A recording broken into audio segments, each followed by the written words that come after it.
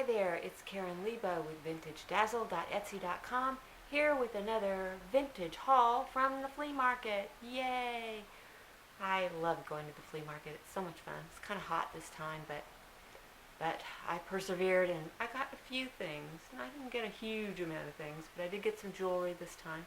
And I'm also going to show you a couple of things that I got from my sister-in-law. This was a third sister-in-law. You may have heard me talk about Amelia for sure, and Marion, but Jane is Rob's third sister, and she brought me a few things also. They're all just in this cleaning out phase, so works for me. Okay, so let's see. Let me just start with some jewelry. Got this nice mid-century copper necklace. Oops. Turn this way. There we go. And it is not signed. I haven't tried too hard to figure out who it might be. I might be able to find an identified version somewhere, but it's probably 1950s or so. And I paid $15 for that. And then I got a double strand of sterling silver beads. These are Mexican silver, marked, I think it's marked Iguala. Yeah, this is from Iguala, head in Mexico. Doesn't have an artist name on it, but it's old. It's going to be 1940s, 1930s. Oops. And I paid $45 for that. But those sell for good money. And then, oops, got a piece of tape over it, so you can't see it. This lovely little Art Deco brooch, which is sterling silver with enamel and blue glass. I'm assuming that's glass. I haven't tested it, but I'm sure it is. And paid $10 for that. And then this is an authentic Victorian brooch, and it is, I haven't tested it, but it does look like it's sterling silver. It's not marked, so I don't know. It could be something else. It could be plated. And the clasp probably had a C clasp, which is missing, but you can still wear it. It's got a really long pin. That's another clue that it's Victorian. And then see this hinge.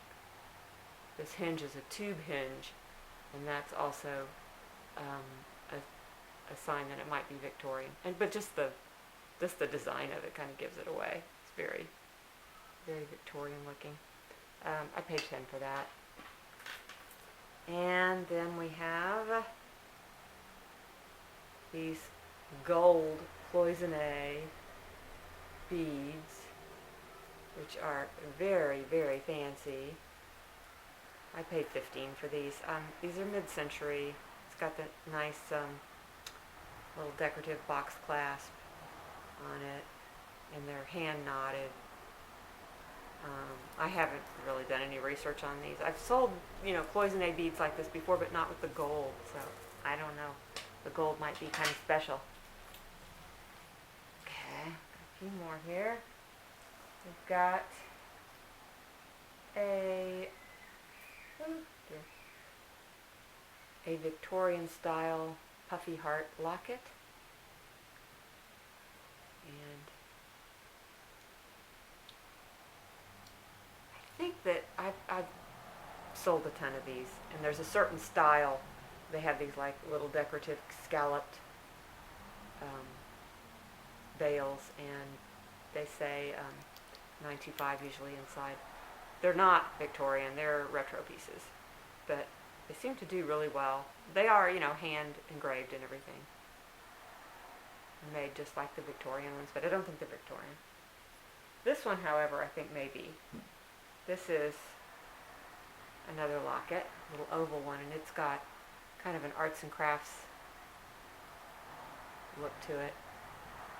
So I think this one may actually be a genuine Victorian locket. It's,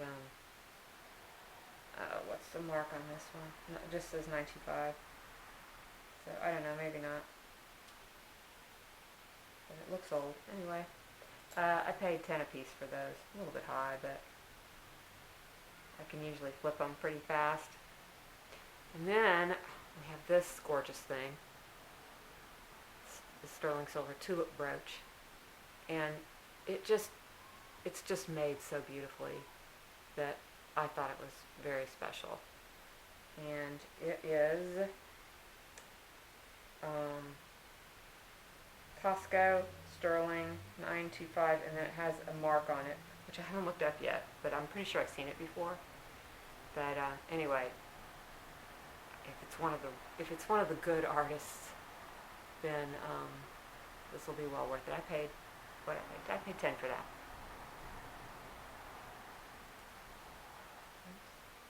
We have a sterling silver maple leaf, maybe,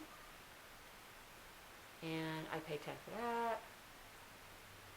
And then finally we have this lovely fish. He is articulated. I'm hoping he's sterling silver. I haven't tested him. It's kind of hard to test something like this because it's so delicate. But he's a really nice example of this. He's just got a lot of detail. He's got many, many rows of the articulation. What I paid for him? I paid up on him. I think I may have paid $20 for him. And the prices on these are all over the place, but I have seen some very, very similar to these that are selling way high. Excuse me. So a little more research needed on that. Sorry. I hope that I can continue here. I may have to go get a drink of water. Hold on. Okay, well, it appears I'm losing my voice, so I'll do the best I can. That is all of the jewelry. And I bought a bunch of paperweights. I got paperweights on the brain because I watched a wonderful video by the Nurse Flipper. I just recently discovered her, and she does some really good videos where she'll take a category like brooches or teapots or paperweights. I think those are the three I've watched so far. And she'll do the research and figure out which ones are the highest selling, and she'll show you the examples off of eBay of ones you should keep an eye out for. So since I had that on my mind, I was looking at paperweights, and so I bought 4. All of them are signed in one way or another. I didn't stop to look up the maker names because they were all at a pretty reasonable price. This one was only $5. It is signed by Mark White, 76, and it's going to be maybe a little hard to see on the video. It's very dark, but it's got the pretty swirlies in it. It's a nice big one. And this one also was only $5. I'd buy this one for $5 all day long. It is signed, but I just have not been able to make it out. It's just too messy. But it is signed right there. And I think the year is in the 90s, like 97 or 92. But it's very pretty. I love the colors. And it's a little dark in here today because it's cloudy outside. And then this one was probably the best purchase. This one is Schmidt Rhea, which is a known maker. It was made in 92, and you see it's clear freeform with a swirly, purple pink swirly and some controlled bubbles. Very pretty. I paid 10 for that, and I think I can maybe get 40 or 50 for it. And then this one actually was marked with one of the makers that I remembered from the video, which is Saint Louis, France. And it's right there, and it's a crystal shell, and it's not one of their huge money makers, and it also has a chip. This qualifies as my bonehead purchase of the day. It has a little chip on the end that I did not see. So, but I will still try to sell it because it's, it's not the kind of thing that stands out. It's very pretty. So I paid 10 for that. So that was a mistake. Okay, moving on, we have this piece of Native American pottery, which is it's all glazed in red and cut back to the white clay, so it's all incised, that decoration, rather than painted. These are so pretty. And this is, if you hadn't figured it out, a little hippopotamus. I can't imagine why that would be a Native American theme, but I have seen other hippopotamus art among Native American art, so I don't know. And it's got this mark on the bottom, so signed, but I don't know who that is. Now, I thought at first that might be Co.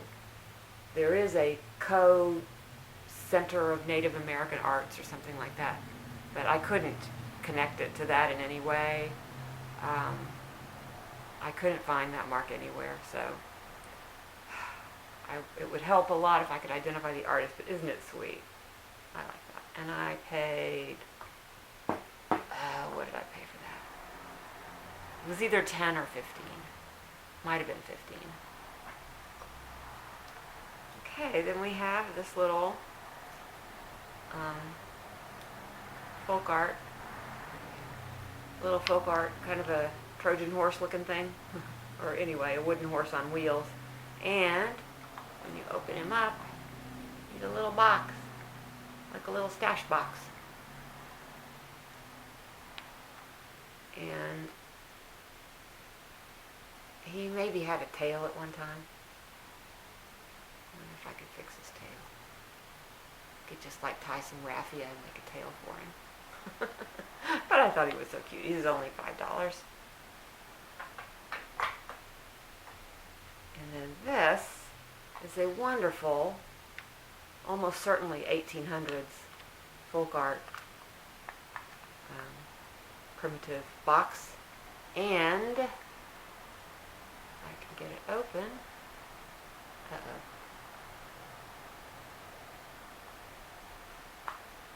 Okay, there we go. If I open it, it has dominoes inside, little tiny ones. These are ebony and ivory, not ivory, ebony and bone dominoes. They look like they're all handmade. It's not a complete set. There's one missing. Irks me. But, and it's really beat up. It's missing a little piece there.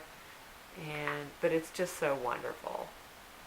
Gosh, I bet somebody had hours and hours of fun playing dominoes with this little, kind of a little portable box.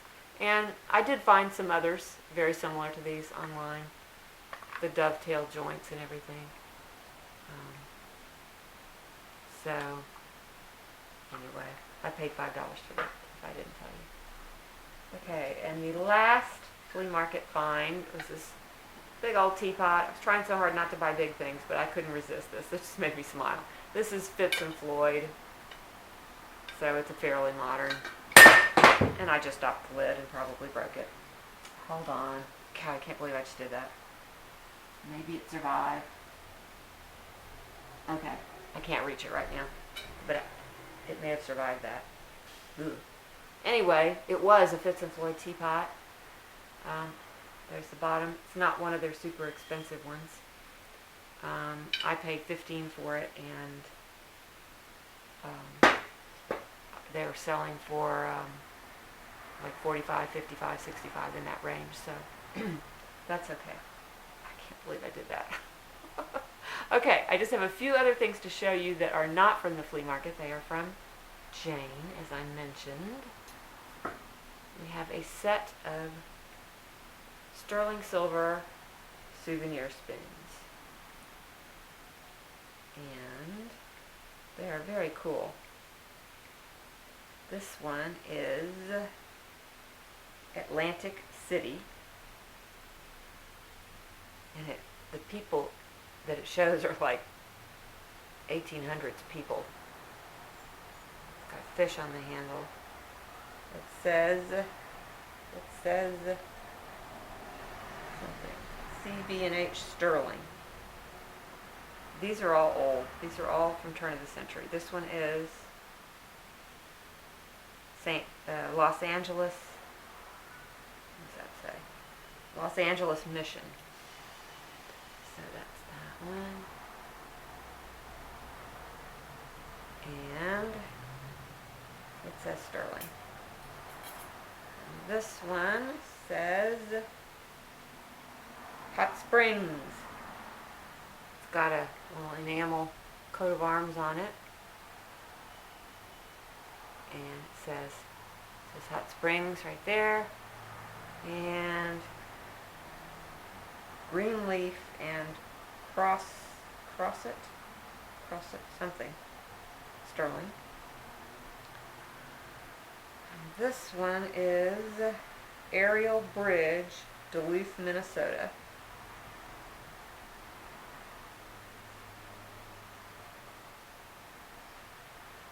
What's this on the handle? I don't know what that is. Leaves of some kind.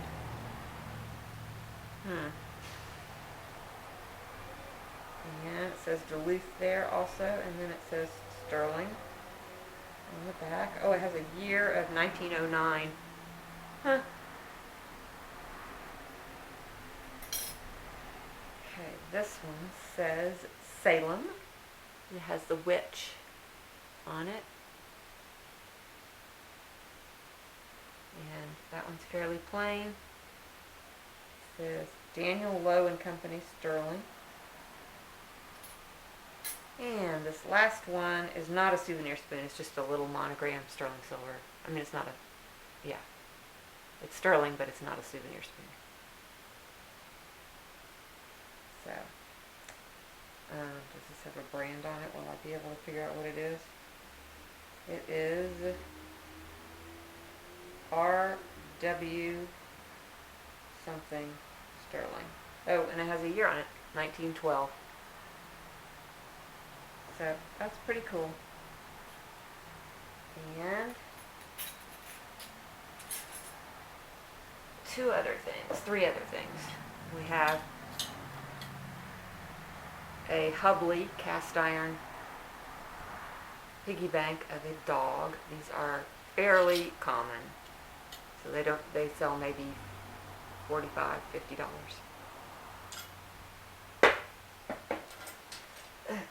This one, oh my God, this thing weighs like 20 pounds.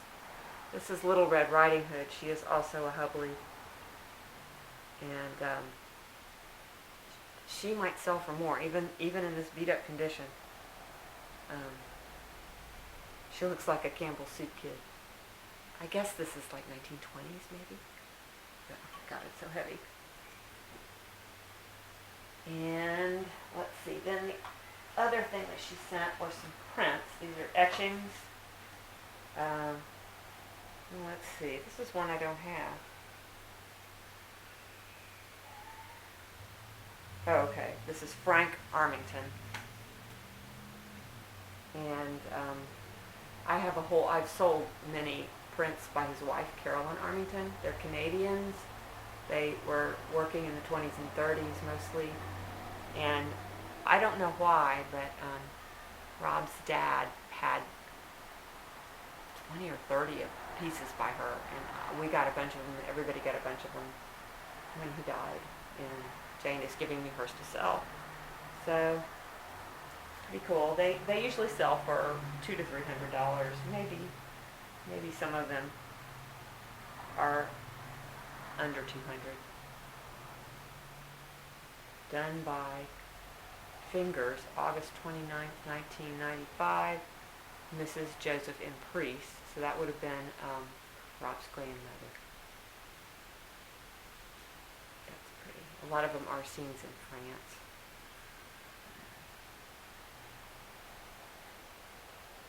Peniche et Point Neuf, Paris.